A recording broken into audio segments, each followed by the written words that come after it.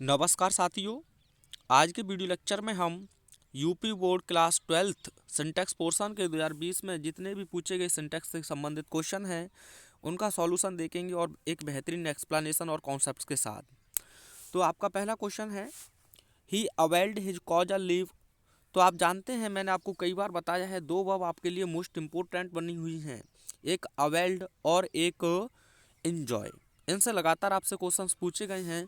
तो अवेल्ड के साथ मैंने बताया है आपको ऑफ फिक्स प्रपोजिशन आपको लगाना है और इन्जॉयड के साथ तो वह आपको इन प्रपोजिशन देगा। अगर अवेल्ड के साथ ऑफ नहीं दिया है तो आपको ऑफ लगाना है, लेकिन उससे पहले यहाँ जो सब्जेक्ट आया है अवेल्ड के तुरंत बाद उसका रिफ्लेक्सिव प्रोनाउन लिखना है। जैसे ही आया है तो अवेल्ड के बाद आपको लिखना होगा हिमसेल्फ। क्या लिखना होगा? हिमसेल्फ। अगर मान के चलिए यहाँ सी होता तो आप लिखते हर सेल्फ, आई होता तो आप लिखते माई सेल्फ और उसके बाद आपको लगा देना है ऑफ। तो आप लिखेंगे he availed her self of his casual leave. इस प्रकार से आपका यह आंसर होगा। क्वेश्चन नंबर 3 को देखिए, पहले इन्हीं को कवर करेंगे फिर उधर चलेंगे। तो क्वेश्चन दिया है, सी रिजेंबल्स टू हर ब्रदर, यानी कि वह अपने भाई की तरह ही दिखाई देती है। तो फ्रेंड्स, जैसे भी आप हॉस्पिटल में जाते हैं तो आप देखते हैं या तो अपनी माँ पर गया है, अपने पिताजी पर गया है, अपने मामा या कुछ पर भी, यानी के समान दिखाई देना। तो रिजेंबल्स का मतलब होता है टू लुक लाइक, यानी किसी के समान दिखाई देना। तो वह पहले से ही है, तो इसके साथ कोई भी प्रपोजिशन आप ऐड नहीं करेंगे। आपका आंसर रहेगा she resembles her brother. Question number 5 को देखिए, she dares not stop me. She dares not, तो फ्रेंड्स आप जानते हैं नीड और डेयर के साथ, नीड और डेयर के साथ आपको अगर नॉट देखने को मिल जाए तो हम इनमें एस या यस नहीं लगाएंगे क्योंकि यह नेगेटिव हो जाएगा। तो डेयर्स नॉट के साथ आपको पता चल गया नॉट आया हुआ है तो नेगेटिव है, तो इसीलिए आपको क्या लिखना है? Dare. See dare not stop me. अगला क्वेश्चन देखिए, अगला आपने पिछला वीडियो लेक्चर देखा है तो देखते ही आंसर आपका दिमाग में आ जाएगा।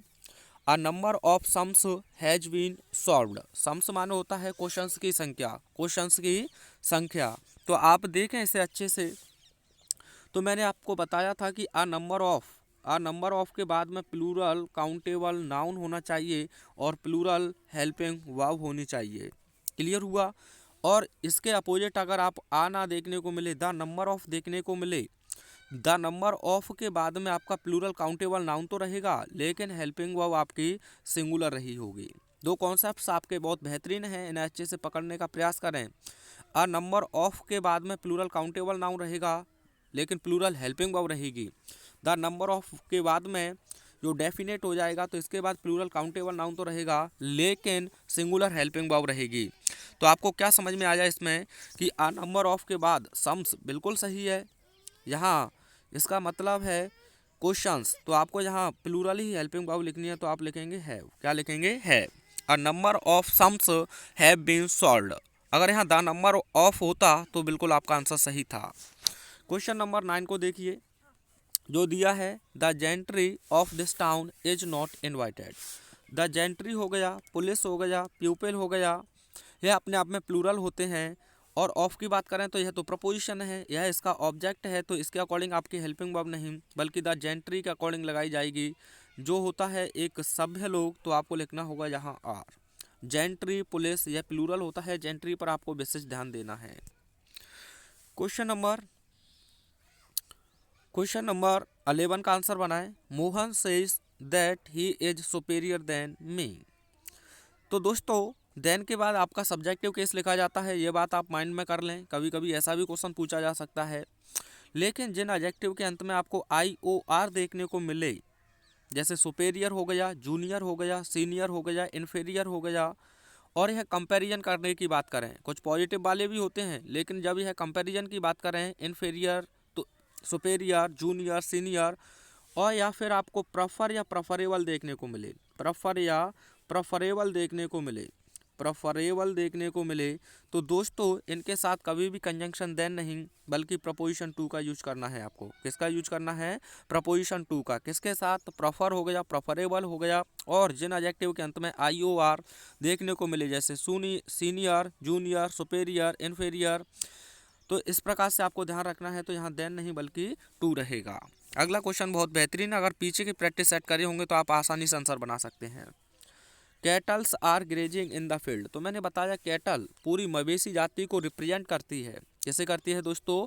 पूरी मवेशी जो आपकी उसे रिप्रेजेंट करती है, तो अपने आप में प्लूरल होता है, तो अर्थात इसमें एस या ईएस जोड़ने की आवश्यकता नहीं है और आर इसके साथ बिल्कुल सही लिखा है। तो आंसर होगा cattles are grazing in the field. ऐसे ही आपको सीप और डियर में भी एस नहीं लगाना है। अगर आ सीप है तो एज लगाएंगे और आ डियर है तो एज लगाएंगे। अगर दो से ज़्यादा की बात कर रहा है तो आप उनके साथ आर लगाएंगे, लेकिन यह प्लूरल रहता है हमेशा, इस चीज़ को नोट कर लें। क्वेश्चन नंबर 15, और इसे अभी आपने 11 में देखा, वही गलती है इसमें। देखिए IOR दिया है तो देन नहीं बल्कि टू रहेगा। अगला क्वेश्चन 17वां भी ऐसा ही है, मैंने बताया प्रेफर हो प्रेफरेबल हो तो इनके साथ भी टू लगाते हैं। देखिए कितने आसानी से आप बना सकते हैं। 19वां क्वेश्चन अच्छा है, देखिए इसे। 19वें क्वेश्चन में कह रहा है he is an European why worth, तो हमें कह दिया गया है इंग्लिश लैंग्वेज में साउंड्स की संख्या है दोस्तों 44, और जिसमें से वोवेल साउंड की संख्या है 20, कॉन्सोनेंट की संख्या है आपकी 24, और जो वोवेल साउंड्स होते हैं इन्हें भी आप कैटेगराइज करें तो ये आपके दो प्रकार के होते हैं, मोनोथोंग्स और डेप्थोंग्स। लेकिन आपको इतने डिटेल में जाने की अभी तो आवश्यकता नहीं है, लेकिन अच्छी प्रिपरेशन करेंगे तब जाने की आवश्यकता है। तो आप जानते हैं आपके लेटर की संख्या है 26, तो हमें कह दिया जाता है कि जो लेटर्स में 5 वोवेल लेटर हैं AEIOU, उनके अकॉर्डिंग आप एन लगाते हैं और सभी जो कॉन्सोनेंट है उनके साथ ए लगाते हैं। बोलो ये कहना सही है? बोलो हाँ। नहीं दोस्तों, क्योंकि आप जानते हैं एक लेटर एक से अधिक साउंड देता है, तभी हम साउंड्स के अकॉर्डिंग ही ए या एन लगाते हैं। अगर आपको वोवेल साउंड आएगा तो एन लगाएंगे, कॉन्सोनेंट साउंड आएगा तो ए लगाएंगे। Are you getting my point? अब आप कहेंगे कि सर कैसे? तो जैसे मैं आपके सामने लिखूँ CAT और मैंने लिखा एक और CIRCLE, आप पढ़ें तो क्या पढ़ेंगे? कैट, तो यहाँ जो सी का साउंड है वो क्या निकल के आया? क, और यहाँ सर्कल जैसे आपने लिखा तो क्या निकल के आया? स। तो आप देखें यहाँ साउंड के अकॉर्डिंग ही आपको ए या एन का चुनाव करना होता है। तो इसे पढ़ेंगे तो आप पढ़ेंगे यूरोपियन, जो आपका कैसा साउंड है बताइए दोस्तों? कॉन्सोनेंट साउंड है, और कॉन्सोनेंट साउंड होने के नाते एन नहीं बल्कि केवल रहेगा A. Are you getting my point? Very good. अगला क्वेश्चन देखिए, the bounded were taken to the hospital. The bounded, bounded का मतलब है जो घायल लोग हैं, तो एडजेक्टिव है आपका, प्लूरल हेल्पिंग वर्ब बिल्कुल सही लगा है, कोई दिक्कत नहीं है। लेकिन दोस्तों जब घायल को जनरल सेंस में ही आप अस्पताल ले जा रहे हैं तो ऐसी स्थिति में उसे स्पेसिफिक नहीं कह सकते, तो इसीलिए दा नहीं रहेगा। जैसे अगर आप विद्यालय जाते हैं पढ़ने के लिए, अगर आप वहाँ दा लगा दें तो यह बिल्कुल गलत है। स्कूल से पहले भी दानी लगेगा। बिस्तर पर काम क्या है? सोने का। अगर आप सोने के मकसद से वहाँ जा रहे हैं तब भी आप बेड से पहले भी दानी लगाएंगे। टेम्पल हो गया, टेम्पल में अगर आप पूजा करने जा रहे हैं तो उससे पहले भी आप आर्टिकल दा का यूज नहीं करेंगे। अगर आप वहाँ किसी से मिलने जा रहे हैं या मेला देखने जा रहे हैं या कुछ और काम से वहाँ जा रहे हैं, यानी कि लव मैरिज वगैरह करने के लिए, तो आप दा लगा सकते हैं। तो आई सपोज आपको यह कॉन्सेप्ट क्लियर हुआ होगा। हॉस्पिटल हो गया, बेड हो गया, स्कूल हो गया, कॉलेज हो गया, इनसे पहले जनरल सेंस में आर्टिकल दा का यूज नहीं किया जाता है। अगला क्वेश्चन देखिए और आंसर बनाइए। Whom do you wish to speak, अगर यहाँ देखें विश और टू स्पीक बिल्कुल सही है। अब आप किसी से बात करेंगे तो आपको यहाँ प्रपोजिशन लिखना होगा टू, तो whom do you wish to speak to whom. तो यह तो सिंपल सा क्वेश्चन था। अगला देखिए, यहाँ से कॉन्सेप्ट एक बेहतरीन बनेगा आपके सामने और लगातार परीक्षा में पूछा भी जाता है। Kalidas was one of the greatest poet of Sanskrit. Sanskrit वह पहले क्वेश्चन की ओर चला गया है, ये ना सोचें सन है, देखिए ये लिखा है संस्कृत। चलिए तो देखिए क्या गलती हो सकती है इसमें। वन ऑफ यहाँ सिलेक्शन की बात कर रहा है, यानी बहुत से लोगों में से एक। तो इसके बाद जब भी आपको देखने को मिले बीच में तो आपको सुपरलेटिव एडजेक्टिव ही लिखना है यहाँ, और उसके बाद आपको दिखाना है एक में से तो एक नहीं होगा। आप कह सकते हैं मेरे पास 2 पेन हैं, या सॉरी मेरे पास 1 पेन है और मैं कहूँ कि उसमें से भी एक मुझे दे सकते हैं।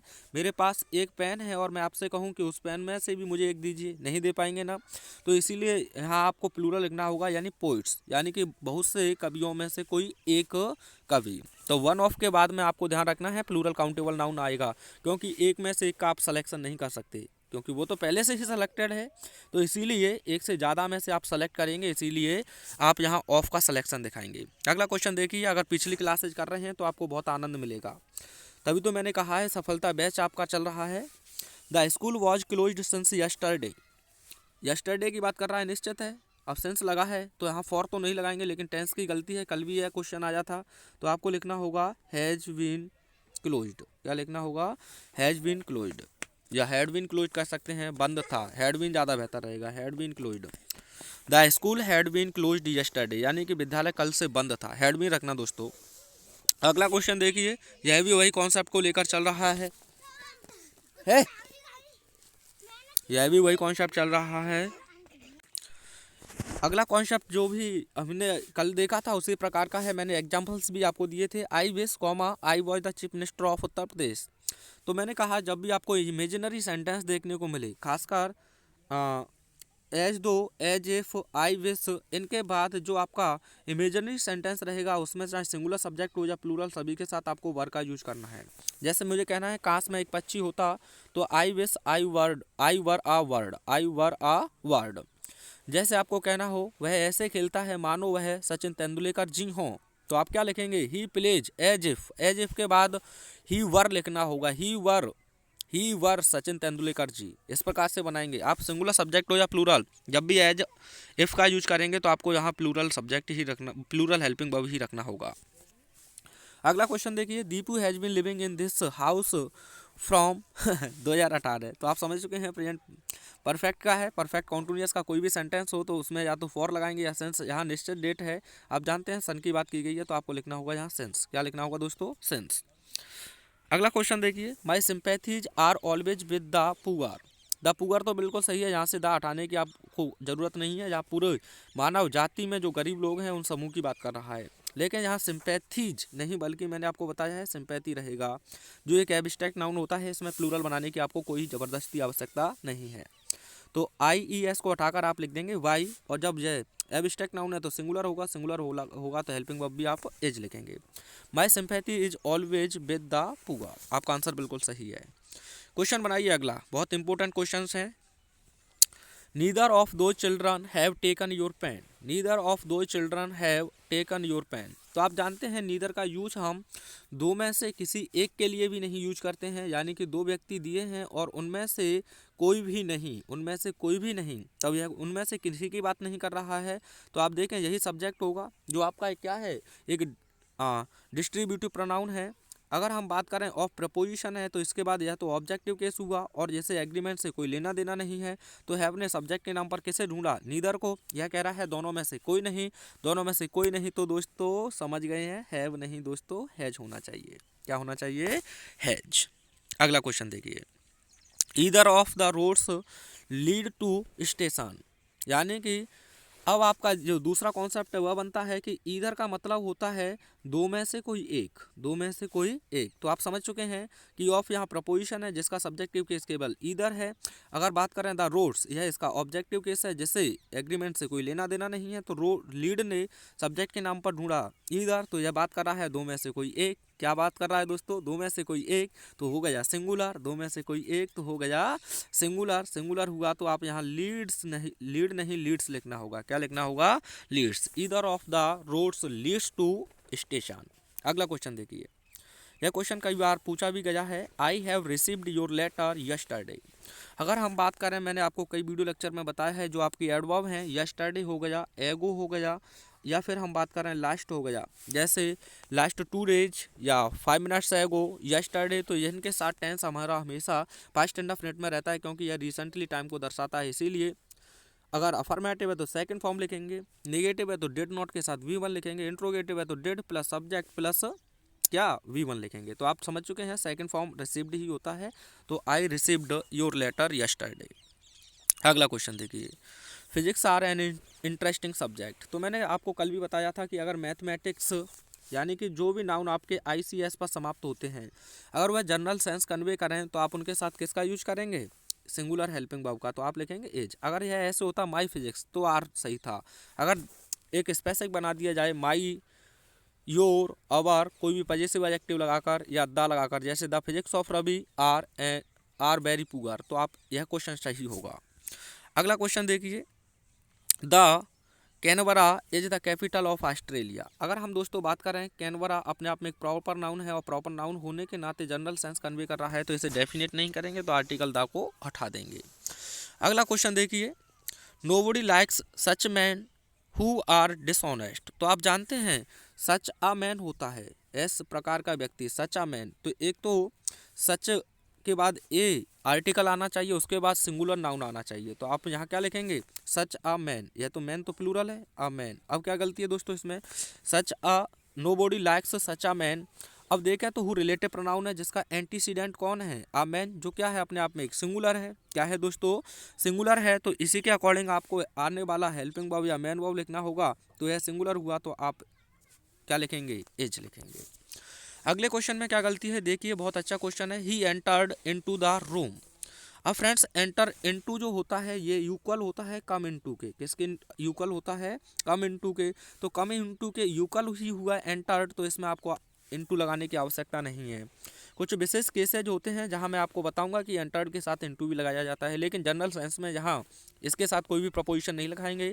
आंसर होगा ही एंटर्ड द रूम। यहाँ तक किसी को कोई समस्या परेशानी हो तो बताइए। वीडियो कैसा लगा कमेंट के माध्यम से एक बार बताएं। थैंक्स।